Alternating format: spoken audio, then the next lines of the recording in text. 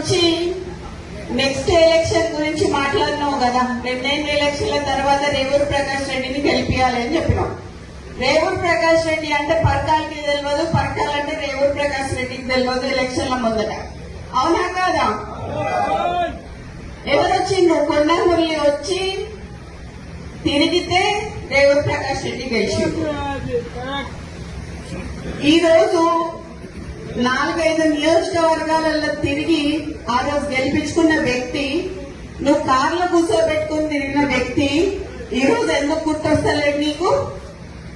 అంటే ముఖ్యమంత్రి అయితే కళ్ళు నెత్తికెక్కినాయా అని అడుగుతానా నేను నిన్ను? నాకు భయం లేదు. ఇవాళ పోతే రేపు 2 నాకు. ఎందుకు అనంటే నా బిడ్డ నా కొడుకు ఎవరన్నా చూసుకుంటారు వాళ్ళని. నేను ప్రజల కోసం పనిచేసేదాన్ని, నేను ప్రజల మధ్యలో ఉండేదాన్ని. ఈ రోజు మా నాన్న నాకు అట్లే పెంచిండు, నేను భయం లేకుండా పెంచిండు. నేనెవరికి భయపడను, సావుకి భయపడను.